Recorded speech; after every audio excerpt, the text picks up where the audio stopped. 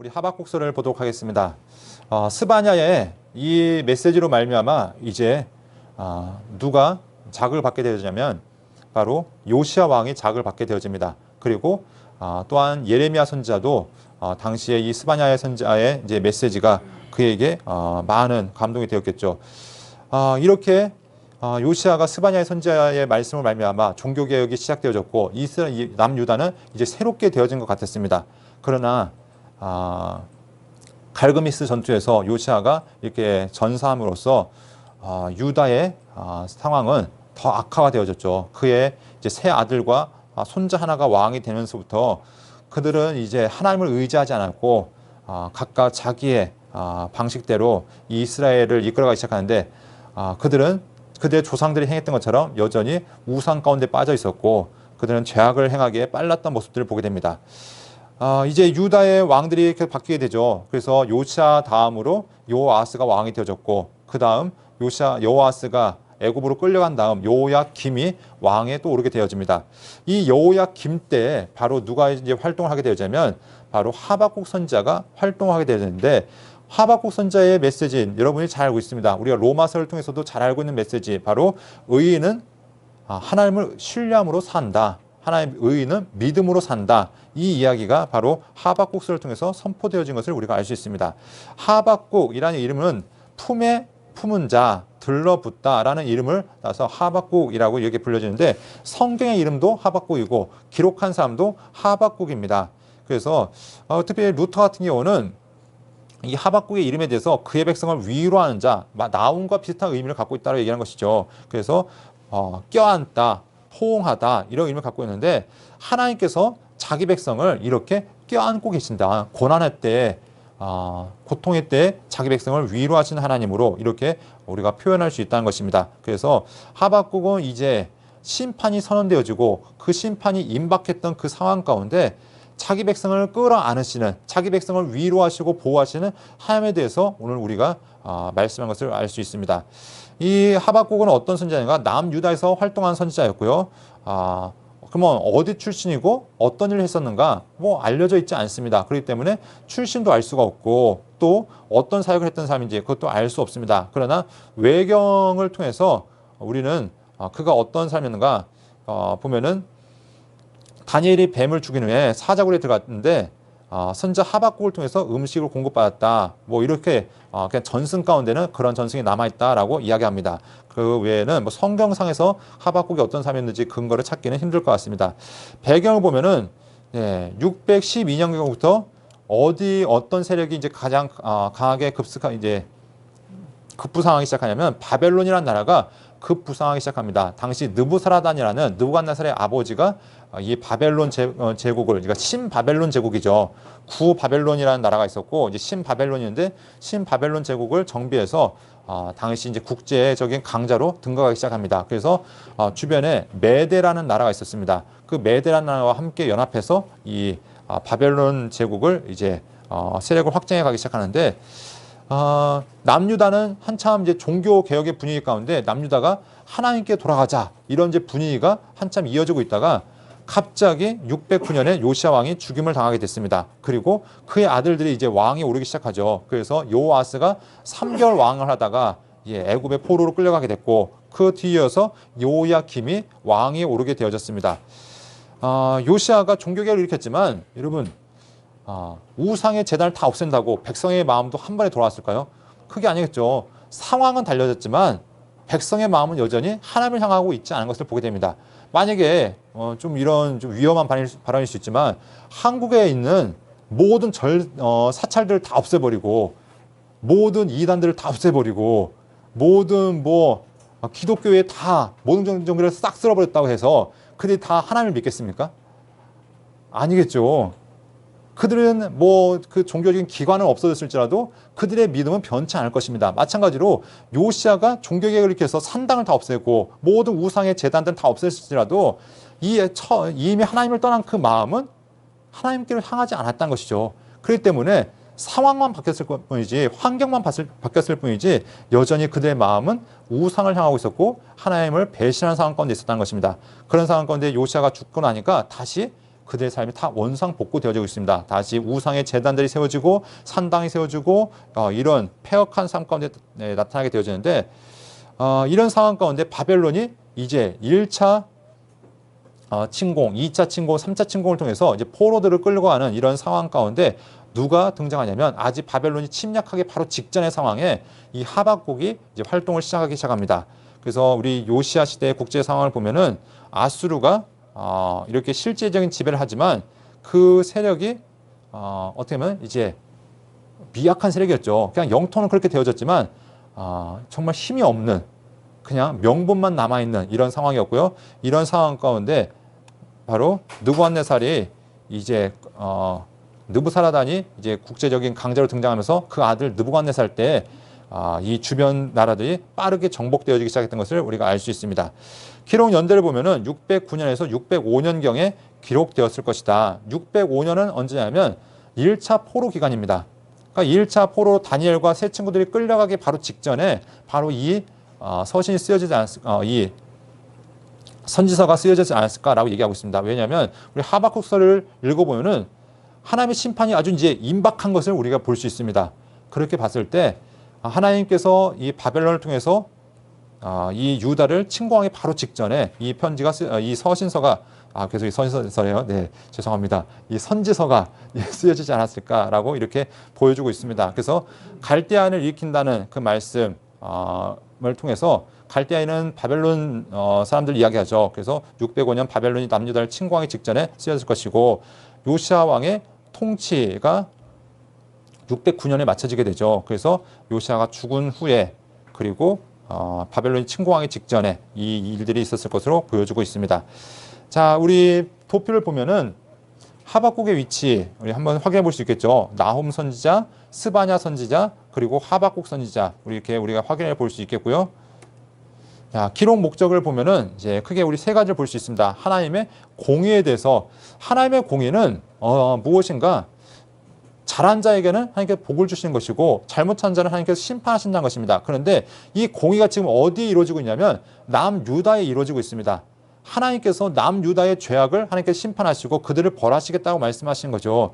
그래서 하박국의 질문이 그거죠. 하나님, 왜 우리가 심판을 당하는데 우리보다 더 악한 존재에게 심판을 당해야 됩니까? 하나님의 공의는 인정하겠습니다. 그런데 이건 아닌 것 같습니다. 그런데 하나님께서는 이 하박국서를 통해서 하나님의 공의가 주변 나라들에게만 이루어진 것이 아니라 하나님 백성에게도 하나님의 그 공의가 실현된다는 것들을 이야기하고 있고 하나님의 계획은 완전하고 그 하나님의 약속은 분명하게 이루어진다는 것들을 우리에게 선포되어진 것을 보게 됩니다. 또한 여기서도 마찬가지로 우리 스바냐서에서도 하나님께서 모든 만물을 하나님 심판하신다 말씀하셨는데 모든 열방 가운데 하나님께서 심판주로 또 구원주로 나타나실 것을 얘기했듯이 이 하박국서도 하나님은 역사의 주인공으로 한 나라의 하나님이 아니라 한 나라의 지역신이 아니라 바벨론의 역사를 주관하신 분도 누구신가? 바로 하나님이시라는 것이죠. 아수르의 역사와 더불어서 바벨론, 다시 말해서 당시 제국이라 일컫는 그 나라도 하나님의 손아귀에 있다. 그러니까 그분은 만왕의 왕이시고 만군의 주시다라는 것들을 우리에게 보여주고 있다는 것입니다. 그분은 역사의 주인공이시다. 그리고 우리 이 하박국을 통해서 우리에게 강조되는 이야기가 있다면 우리 스바냐서는 남은 자를 이야기했죠. 하나님 앞에 정결한 자들, 믿음을 지키는 자들, 그리고 거룩한 자들 이것을 얘기했다면 여기서도 남은 자가 있는데 그 남은 자를 뭐라고 표현하면 의인으로 이야기하고 있습니다. 의인은 어떤 자인가? 바로 믿음으로 살아간 자가 의인이다. 고난이 다가오고 시련이 다가올지라도 끝까지 하나님을 신뢰하고 살아가는 자 그가 의인이다라는 것들을 우리에게 알려주고 있다는 것입니다. 그러면 하박국서가 어떻게 구성되어 있는지 함께 살펴보도록 하겠는데요. 하박국서도 3장으로 이루어져 있습니다. 하박국서가 그러면 어떻게 구분되냐면 1장과 2장은 하박국이 질문하는 것이고 하나님께 답변하는 겁니다. 그래서 하박국이 하나님께 물어보죠. 하나님 이건 뭡니까? 하나님 답변하세요. 그럼 하나님 또 이건 뭡니까? 그럼 또 하나님 답변하시죠. 그 두 번의 질문과 두 번의 답변이 있습니다. 그럼 그 두 번의 질문은 무엇이냐면 왜 하나님께서 남유다의 불의에 침묵하십니까? 하나님 이 나라에 이렇게 폐역한 일이 벌어지고 있는데 왜 하나님 침묵하고 있습니까? 하나님의 질문 그때 답변이 무엇이냐면 걱정 마. 내가 해결해 줄 거야. 그런데 누굴 통해 해결하시냐면 갈대아 사람을 일으켜서 너희 그 모든 불의를 해결할 거야. 그랬더니 하박국의 질문이 또 다시 있는 거죠. 아니 어떻게 그럴 수 있습니까? 하나님 제가 원하는 대답은 이게 아니었습니다. 그 갈대아 사람은 우리보다 악한 존재인데 어떻게 갈대아 사람을 통해서 그 악한 나라를 사용하셔서 우리를 심판하실 수 있습니까? 그때 하나님의 답변이 무엇이냐면 야 하나님의 시간은 분명히 이루어진다. 그날은 임박했다. 그런데 또 얘기했지.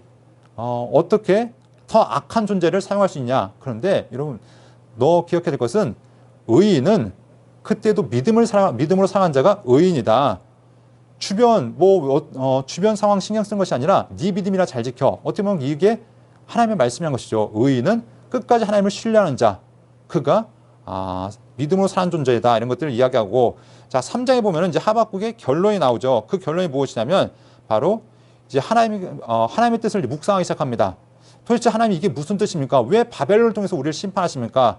그랬을 때 하나님의 뜻을 깨닫게 되었을 때 이제 하박국이 하나님 앞에 기도하는 내용이 3장 1절부터 15절까지 나오는데 이것이 노래로 이제 이야기되어집니다. 기도이면서 노래로 이렇게 선포가 되어지고 마지막 이제 16절부터 39절은 여러분 잘 아시는 내용이 여기에 담겨 있습니다. 무화과 나뭇잎이 마르고 여러분 우리가 또 복음성가로서 잘 부르는 찬양이죠. 하나님께서 심판하신다는 그 이야기가 깨달아졌을 때 그렇다면은 하나님의 심판 상황 가운데 우리는 어떻게 살아야 될 것인가? 나는 어떻게 하나님 앞에 나아가야 될 것인가? 그 고백이 바로 16절부터 19절까지의 말씀이란 것입니다. 그래서 앞부분은 하박국의 질문과 하나님의 답변, 뒷부분에는 하박국의 깨달음과 하나님을 향한 믿음의 고백, 이것이 하박국의 구성이라고 우리가 함께 볼 수 있을 것입니다. 그렇다면은 이 하박국의 이제 독특성에 대해서 얘기하는데 하박국서를 제외한 모든 이제 선지자들의 특징이 무엇이냐면 예언자들에게 하나님께서 말씀을 맡겨주시죠. 예언이란 말 자체가 하나님께서 맡겨주신 말씀을 선포한다는 의미를 갖고 있습니다. 그러니까 예언은 우리가 보통 하나님의 그 계획을 알아가는 것이죠. 근데 그 계획은 지금 현재적인 걸 수도 있고 미래적인 것일 수도 있습니다. 그런데 그 받은 말씀 그대로 선포할 때 이것을 예언이라 얘기하는데 그렇기 때문에 그 예언에는 현재적인 거, 과거적인 거, 미래적인 거 모든 것들을 다 포함하고 있습니다. 근데 이 하박국서는 그런 이제 예언의 형식을 띠기보다는 하나님 앞에 서로 질문하고 주고받는 이 대화의 형식으로 이렇게 주어지고 있죠. 그래서 이렇게 다른 예언서는 현실의 문제들을 이렇게 이제 언급한다면 지금 이것들은 이제 되면은 여기 보면 믿는 자들이 가지고 있는 원론 쪽에 원론에 가깝고 철학에 가까운 이제 고민, 그러니까 신앙인으로 살아간다는 것이 무엇인가, 믿음을 지킨다는 것이 무엇인가, 이 하박국이 고민하고 또 거기서 이제 묵상하게 되는 이런 이제 독특성을 가지고 있다라고 볼 수 있습니다. 그래서 하박국서는 다른 일반적인 선지서와는 약간 차이가 있다라는 것들을 보게 되죠. 그렇다면 이제 하박국의 질문이 있는데요. 첫 번째 질문입니다. 왜 하나님께서는 남유다의 불의에 침묵하십니까? 이것이 이제 하박국의 첫 번째 질문이죠. 그래서 이렇게 이야기합니다. 하나님 내가 부르짖어도 하나님 듣지 않으셨습니다. 내가 무엇을 부르짖었냐면 내가 강포로 말미암아 외쳐도 주님께서 구원하지 아니하셨습니다. 지금 남유다 가운데 어마어마한 강포, 불의, 죄악, 패역 이것이 나타나고 있는데 하나님 왜 침묵하시냐는 것이죠. 지금 율법이 해이해지고 정의가 전혀 실현되지 못하오니 악인이 의인을 에워쌌으므로 정의가 굳게 행하여짐이니라. 여러분 하나님은 정의의 하나님, 공의의 하나님이십니다. 하나님이 살아계신다면 왜 이 나라 이민족 가운데 이 하나님 백성에 일컬어지는 유다 민족 가운데 이러한 불의한 일이 계속해서 차고 넘치고 있습니까? 왜 하나님 침묵하십니까? 왜 하나님 이 일 가운데 하나님께서 개입하지 않으십니까? 그때 하나님의 말씀이 무엇이냐면 내가 갈대아 사람을 일으킬 것이라는 하나님 답변이 있는 것이죠. 6절에 봤더니 이렇게 얘기하죠. 보라 내가 사납고 성급한 백성 곧 땅이 넓은 곳으로 다니며 자기의 소유가 아닌 거처들을 점령하는 갈대아 사람을 일으켰나니 그들은 무섭고 두려우고 당당함과 위엄이 자기들에게서 나온다 하면서 하나님의 답변이 무엇이냐면 하나님 이 유다의 불의를 보십시오. 이 나라에 정말 공의가 사라졌습니다. 하나님 이 나라의 문제를 해결해 주십시오. 하나님께 간구했더니 그래 내가 해결해 줄게. 해결 방안이 무엇이라고요? 갈대아 사람 저 바벨론을 내가 사용해서 너희의 모든 죄악들을 내가 싹 제거해 줄게. 그 얘기는 단순한 문제가 아니죠. 이 하박국이 원했던 것은 하나님께서 임재하셔서 그들의 죄를 지적하시고 그들을 고쳐주시고 이런 어떤 좀 이상적인 모습을 기대했겠지만 하나님은 그것이 아니라 내가 사용하는 도구가 있다. 바벨론이라는 도구를 통해서 너희의 잘못된 것을 완전히 다 싹 쓸어버릴 것이다. 그러면서 하나님께서 그들을 심판하신데 그들은 어떤 존재인가? 그들은 자기들의 힘을 자기들의 신으로 삼은 자라. 지금 유다가 그렇잖아요. 유다 자체가 자기의 힘을 의지하고 있습니다. 하나님을 의지한 것이 아니라 자기의 능력이 자기의 힘이 되어졌고 하나님이 아닌 헛된 것을 의지한 자들에게 더 센 걸로 하나님께서 심판하시겠다는 거죠. 야, 하나님을 의지하지 않으면 이것이 얼마나 고통스럽고 얼마나 이것이 고통인지 한번 봐라. 하나님께서 하면서 당시 가장 강력한 국가였던 바벨론을 통해서 하나님은 그들을 심판하신 것을 보게 됩니다. 그랬더니 곧바로 이 하박국의 질문이 나오죠. 우리 1장 12절부터 17절에 보면은 주님은 거룩한 분 아닙니까? 주님 정결하신 분 아닙니까? 그런데 어째서 거짓한 자들을 방관하시고 악인이 자기보다 의로운 사람을 삼키는데도 잠잠하십니까? 지금 이 하박국 안에도 지금 어떤 인식이냐면 우리는 선민입니다. 우리는 택함 받은 민족입니다. 그런데 어떻게 저 이방인이 감히 우리 선민을 건드릴 수 있습니까? 저것들은 부정한 존재고 저것들은 악한 존재고 저것들은 우리와는 차원이 다른 악한 그런 존재인데 그 존재들이 어떻게 하나님 백성이 우리를 심판할 수 있습니까? 네. 이 하박국도 마치 요나가 헛된 선민의식에 빠져있듯이 뭐 요나만큼은 아니겠죠. 그런데 이 하박국 안에도 이런 의식이 있는 것이죠. 하나님, 우리는 그런 바벨론에게 심판받을 그런 존재가 아닙니다. 하나님, 왜 우리에게 더 악한 날을 들어서 우리를 치시라 하십니까? 그랬을 때 하나님의 답변을 이제 기다리는 거죠. 2장에 보면은 하박국이 하나님의 답변을 듣기 위해서 어디로 올라가냐면은 성루에 올라갔다라고 얘기하고 있습니다. 그래서 거기에서 하나님, 나에게 한번 답변 좀 해주십시오. 도대체 하나님의 뜻이 무엇입니까? 왜 바벨론을 통해서 우리를 징계하시려 하십니까? 하면서 지금 그가 이제 하나님의 뜻을 묵상하고 있을 때 하나님의 응답이 드디어 주어졌습니다. 그러면서 그에게 주신 말씀이 무엇이냐면 너는 이 묵시를 기록하여 판에 명백히 새기며 달려가면서도 읽을 수 있게 해라. 이 묵시는 정한 때가 있나니 그 종말이 속히 이를 것이다. 하나님은 계속 어떻게 보면 동문서답을 하시죠. 하나님, 어떻게 이 악한 날을 들어서 우리를 사용하실 수 있습니까? 우리보다 더 악한 날을 들어서 사용하시는 거, 이거 하나님의 공의에 어긋나는 거 아닙니까? 라고 얘기했더니 하나님이 하신 말씀이 그날이 속히 다가올 거다. 그날은 임박했다. 너희가 곧 심판을 당할 것이다. 아니, 하나님, 이건 다 내가 원하는 답이 아닙니다. 아마 이렇게 얘기할 수 있겠죠. 야, 그날은 지체되지 않고 반드시 응할 것이다. 그러면서 하나님께서 하신 말씀이 계속해서 보라, 그의 마음은 교만하며 그의 속에서 정직하지 못하나 의인은 그의 믿음으로 말미암아 살리라 라고 얘기하고 있습니다. 하나님은 악독한 갈대아인을 들어서 이 유다를 치실 것이지만 그 가운데도 하나님 앞에 남은 자가 있을 것이라는 겁니다. 하나님 앞에 구원받는 자가 있을 것인데 그 구원받는 자가 어떤 자인가? 바로 믿음으로 살아가는 자. 그 사람이 하나님 앞에 구원받는 자이고 남은 자이다. 그 사람을 향해서 뭐라고 일컫냐면 의인이다. 그러니까 의인은 어떤 존재인가? 고난의 때에도 끝까지 하나님을 신뢰할 수 있는 것.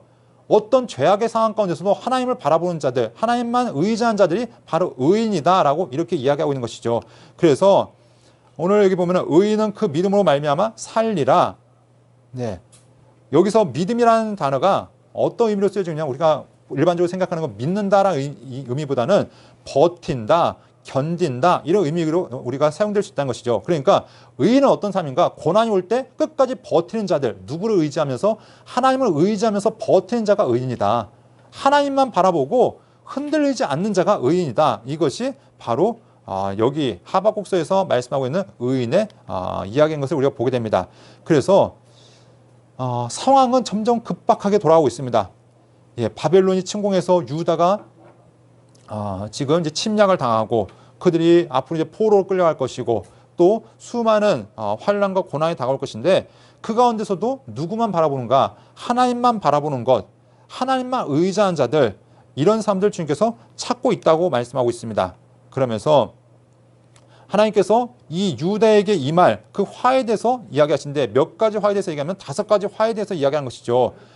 이 화는 하나님께서 유다만 심판하실 것이 아니다. 하나님은 공의로우신 분이기 때문에 맞아, 너희의 죄악을 심판할 거야. 하지만 바벨론도 그들이 행한 죄악을 따라 하나님 심판하실 것을 이야기하고 있습니다. 왜냐하면 하나님은 공의로우신 분이기 때문에 그렇습니다. 그래서 타인의 것을 탈취한 자들에게 임할 화에 대해서 이야기하고 있고, 부정한 방법으로 축제한 자들에게 임한 화에 대해서 이야기하고 있고, 난팍함으로 남을 혹사한 자들에게 임할 화에 대해서 이야기하고 있고, 잔인함으로 남을 조롱하고 멸시한 자들에게 임할 화에 대해서 이야기하고 있고, 우상 숭배자에게 임할 화에 대해서 이야기하고 있습니다. 이것은 남유다를 심판하시는 하나님의 기준이기도 하지만 지금 하나님께 사용되어서 남유다를 심판하는 바벨론에 대한 하나님의 심판의 근거이기도 하다는 것이죠. 그러니까 하나님은 남유다에게만 공의로우신 분이 아니라 바벨론에게도 공의로우신 하나님이시다. 그래서 이 죄악들을 하나님께 지적하시고 있는 것을 보게 됩니다. 그래서 12절에 보면 피로 성읍을 건설하며 불의로 성을 건축하는 자에게 화 있을진저, 당시 바벨론이 세력을 확장하기 위해서는 어마어마한 침략과 전쟁을 통해서 그들을 정복해 나가겠죠. 그러니까 하나님께서 그들의 행한 죄악대로 그들에게 심판하실 것을 이야기하고 있습니다. 하나님의 공의는 어떻게 이루어진가? 물이 바다를 덮은 같이 여호와의 영광을 인정한 것이 세상에 가득할 것이다. 물도 물이고 바다도 물인데 물이 바다를 덮는다. 여기서 물이라는 의미는 보통 일반적으로 세상을 이야기하는 것으로, 물이라는 것은 하나님의 은혜로 많이 표현되어지고 있고 바다는 세상으로 많이 표현되어지고 있죠. 그래서 하나님의 은혜가 세상을 덮은 같이 여호와의 영광을 인정한 것이 온 세상에 이제 퍼져나갈 것이다. 하나님은 만군의 여호와, 전 세계의 우주의 하나님으로서 유다뿐만 아니라 온 우주 가운데 이 하나님의 영광이 선포되어질 것을 이렇게 이야기한 것을 우리가 보게 됩니다. 그래서 오직 여호와는 그 성전에 계시니 온 땅은 그 앞에서 잠잠하라 라고 이야기하면서 하나님이 어떤 하나님이신가? 지금 비록 자기의 백성 유다는 침략을 당하고 파괴되어지고 포로로 끌려갈 것이지만 그 하나님은 어떤 분이시냐? 온 우주적인 하나님으로 모든 백성들은 그 앞에서 겸손할 것을 우리에게 이렇게 이야기하고 있다는 것입니다. 이제 하박국은 하나님 앞에 이 말씀을 듣고 이제 기도하기 시작합니다. 그래서 하나님의 뜻을 구하는 것이죠. 하나님, 도대체 이날 하나님의 계획이 무엇입니까? 왜 우리에게 이런 침략을 우리에게 허락하십니까? 그때 우리 하박국서 2절에 보면 이 말씀이 나오죠. 우리가 보통 교회에 표로 많이 붙여놓은 말씀입니다. 여러분들 한번 있는 자리에서 한번 읽어보았으면 좋겠습니다. 함께 읽겠습니다. 여호와여, 내가 주께 대한 소문을 듣고 놀랐나이다. 여호와여, 주는 주의 일을 이 수년 내에 부응하게 하옵소서. 이 수년 내에 나타내시옵소서. 진노 중이라도 긍휼을 잊지 마옵소서. 여러분, 이 구절이 성경, 우리 교회에 딱 이제 붙어 있는 교회들이 많이 있겠죠. 왜냐하면 이 구절이 인기 있는 이유가 여기에 부응이라는 단어가 나와 있기 때문입니다. 성경 66권 중에 부응이라는 단어가 여기서만 쓰여지고 있죠. 그래서 우리 교회가 이렇게 부응됐으면 좋겠습니다라는 의미로 이 구절을 이야기하는데, 여러분, 모든 말씀은 문맥 가운데 읽어야 됩니다. 요절로 읽다 보면 우리가 오해되고 그 말씀을 왜곡하는 경우가 있는데, 이 말씀도 마찬가지죠. 이것은 교회가 부응하라는 이야기가 아닙니다. 지금 상황 자체가 되면 1장과 2장에 유다가 지금 심판당할 상황이 있습니다. 특별히 어디를 통해서 심판당하냐면 바벨론이라는 그 갈대아 민족을 통해서 지금 이 유다가 심판당하는데, 하나님의 말씀이 뭐냐면 이 심판이 신속하게 임할 것이다. 이 심판이 머지 않았다 말씀하신 겁니다. 이때 이 하박국이 하나님 앞에 기도하면서 무엇을 깨닫냐면, 주님께서 하신 그 말씀을 듣고 내가 놀랐습니다. 우리 유다가 바벨론에게 심판당하는 그 소문을 듣고 내가 정말 놀랐습니다. 그런데 주님의 말씀처럼 주님의 뜻이 그러하다면 이 일을 수년 내에 일으켜 주십시오. 이 일이 지연되고 그냥 나중에 있는 것이 아니라 이왕 맞을 매라면 그 일이 신속히 이루어졌으면 좋겠습니다. 하나님, 이 나라의 죄악을 하나님께서 심판하시는데, 하나님의 심판의 목적은 무엇이냐면 그 나라를 정결케 하신 거죠. 심판으로 이 유다를 끝장내는 게 하나님의 뜻이 아니라, 우리 예레미야서에 보면은, 이제 앞으로 보게 될 말씀에 보면은 하나님께서는 유다를 두 가지 무화과로 비유하시죠. 좋은 무화과와 나쁜 무화과로 비유하시는데, 우리가 하나님 앞에 심판받고 우리가 정결하게 되어지고 남은 자가 있다면, 의인을 우리 하나님께서 부르신다면 이 나라를 신속하게 그 일을 행해 주십시오. 이 부흥이란 말 자체가 그 일을 보여주십시오. 하나님의 심판을 행해 주십시오라고 말씀한 것이죠. 그러니까 이 부흥이라는 얘기는 절대 교인이 불어나고 교회가 커진다는 얘기가 아닙니다. 이 부흥이라는 문자적 의미는 무엇이냐면 하나님의 심판이 신속하게 우리에게 임하게 해주십시오라는 의미로 쓰여지고 있다는 것이죠. 그래서 여기 보면은 공동 번역도 있고요, 표준세 번역도 있고 현대인 성경이 있는데 이런 파란 글씨로 쓰여진 것을 보면은 이 시대에도 그 일을 보여주십시오. 하나님의 심판을 보여달라는 것이죠. 우리 시대에도 새롭게 하여 주옵소서. 그리고 우리 시대에 행하여 주십시오. 현대 성경에 속히 이루어 주십시오.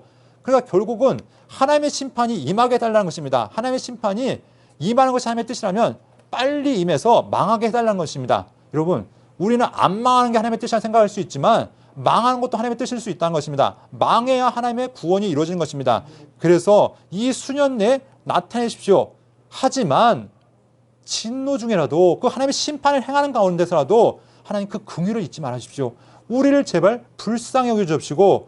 우리를 남겨주십시오. 이것이 하박국의 기도였다는 것이죠. 그러니까 우리가 생각하는 것처럼 이 말씀은 절대 교회에 혹시 망해야 될 교회가 있다면 이 말씀을 표로 써도 상관없을 것 같습니다.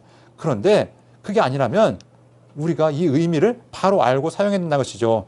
그래서 하나님께서 이 하박국의 기도 가운데 이 말씀을 깨닫게 되어진 것입니다. 그래서 하박국이 하나님을 찬양하기 시작합니다. 하나님은 어떤 분이신가? 3절부터 이제 하나님은 대만에서부터 오시며 거룩한 자가 바란 산에서부터 오시는도다. 그의 영광이 하늘을 덮었고 그의 찬송이 세계에 가득하도다. 하나님이 이 일을 행하실 수 있는 이유는 그분은 누구시냐? 만군의 여호와시기 때문에 이 일을 행할 수 있다는 것입니다. 그래서 바벨론을 들어서 사용하시고 모든 나라가 하나님의 손아귀에 있다는 것. 그래서 그분은 자기의 백성을 비롯해서 온 나라의 모든 세상의 주인으로서 이렇게 선포되어진 것을 보게 됩니다. 그래서 우리 3장 3절부터 쭉 이제 10절까지 15절까지 하박국의 기도가 이루어지고 있습니다. 그래서 주께서 주의 백성을 구원하시려고 기름 부은 자에게 구원을 하시려고 나오사 악인의 집에 머리를 치시며 그 기초를 바닥까지 드러내셨나이다 하면서 하나님께서 원하신 것이 무엇이냐? 하나님은 멸망의 목적이 아니라는 것입니다. 이 심판을 통해서도 하나님은 자기 백성을 구원하시기 원하신다. 하나님께서 심판을 하신 이유는 자기를 의지한 자, 의인을 찾기 위해서 이 심판을 행하신다는 것들을 말씀하고 있다는 것입니다. 그러면서 이제 하박국이 하나님 앞에 온전한 기도를 올려드린 다음 마지막 이제 하박국의 고백이 나오고 있습니다. 그 하박국의 고백이 무엇인가? 우리 16절부터 18절까지 한번 읽어보면 내가 들었으므로 내 창자가 흔들렸고 그 목소리로 말미암아 내 입술이 떨렸도다. 무슨 소문을 들었냐면 하나님의 심판에 대한 소식을 듣고 정말 내가 지금 두려움 가운데 있습니다. 여러분, 전쟁이 깊은 사람이 어디 있습니까? 하나님 앞에 심판을 행해달라고 기도는 하지만 그 전쟁이 임박했다는 그 소식이 이 하박국을 두렵게 하고 있다는 것이죠. 우리를 치러 오는 그 환난 날을 내가 기다림으로 썩이는 것이 내 뼈에 들어왔으며 내 몸은 처소에서 떨리는도다. 전쟁을 겪어보신 분은 아시죠? 저는 전쟁 세대 아니기 때문에 저희 부모님도 전쟁 직후에 태어나시고 하셨는데 저희 할머니, 할아버지 말씀을 들어보면 그 전쟁이 얼마나 참혹했는지, 얼마나 무서운지를 이야기하고 있습니다. 그런데 지금 이 하박국도 그 전쟁을 지금 앞에 두면서 그것이 얼마나 두렵고 무서운 일인지를 우리 이야기하고 있습니다. 그런데 그의 신앙의 고백이 무엇이냐? 이렇게 얘기합니다. 비록 무화과나무가 무성하지 못하며 포도나무에 열매가 없으며 감람나무에 소출이 없으며 밭에 먹을 것이 없으며 우리의 양이 없으며 외양간에 소가 없을지라도 나는 여호와로 말미암아 즐거워하며 나의 구원의 하나님으로 말미암아 기뻐하리로다. 우리가 이것을 복음성가로 많이 부르죠. 무화과 나뭇잎이 마르고 포도 열매가 없으며, 이걸 어떻게 합니까? 박수치면서 신나게 율동도 하면서 막 부르는데 이건 절대 율동하면서 신나게 부를 찬양이 아니죠. 이 하박국의 고백은 지금 전쟁을 임박 앞에 두고 정말 고난 가운데 어떻게 보면은 정말 심정을 이 피가 토하는 심정으로 하나님 앞에 기도하는 기도가 하나님의 향하는 외침이 바로 이 고백일 것입니다. 이건 단순히 농사가 안 돼서 가뭄이 들어서 한 해 두 해 무화과가 안 맺히고 포도가 없고 이게 아니라 전쟁을 해서 완전히 폐허가 된 상황을 이야기하는 것입니다. 모든 과수원들이 다 어떻게 보면 불타 없어지고 모든 소와 양과 짐승들이 다 빼앗겨 없어지고 사랑하는 사람들이 죽임을 당하고 그 모든 것들이 다 없어질지라도 내 삶에 내일에 대한 희망이 없고 내 모든 것 가운데 소망이 없을지라도 나는 누구 때문에 기뻐할 수 있는가? 여호와 하나님 그 한 분 때문에 나는 기뻐할 수 있고 나의 구원의 하나님 그분 때문에 내가 만족하겠습니다라는 정말 절규에 가까운 신앙 고백인 것을 우리가 볼 수 있다는 것입니다. 그래서 그의 마지막 고백이 무엇입니까? 주 여호와는 나의 힘이시라. 라는 이게 마지막 고백에 나타난 것이죠. 주 여호와는 나의 힘이시라. 나의 발을 사슴과 같게 하사 나를 높은 곳으로 다니게 하시니로다 하면서 그가 하나님 앞에 마지막 고백을 이렇게 외치고 있는 것들을 보게 됩니다. 여러분, 하나님을 의지하는 삶, 하나님을 바라보는 삶이 결코 우리 가운데 평안한 삶이 있기 때문에 우리 삶 가운데 모든 것이 다 이루어졌기 때문에 하나님을 바라보는 삶이 아닌 것을 보게 됩니다. 이 하박국의 삶은 어떠한 고난 가운데서도 하나님을 바라보고 있습니다. 내 삶에 모든 것이 다 무너져 내릴지라도 나는 하나님 한 분으로 해서 만족하겠습니다. 하나님을 의지하고 믿음의 사람, 의인으로 내가 서겠습니다 라고 고백하는 것, 이것이 하박국의 고백이었다는 것입니다. 여러분, 하나님께서는 지금도 우리에게 바라신 것이 있다면 어느 상황 가운데서도 하나님을 의뢰하고 신뢰하라. 그 모든 죄악 가운데 벗어나서 하나님 앞에 거룩한 자로 서라. 이것이 오늘 우리에게 주어지는 하나님의 음성일 것입니다. 그래서 오늘 하박국서의 메시지는 이렇게 고백되어지고 있죠. 의인은 하나님을 신뢰함으로 살아간다.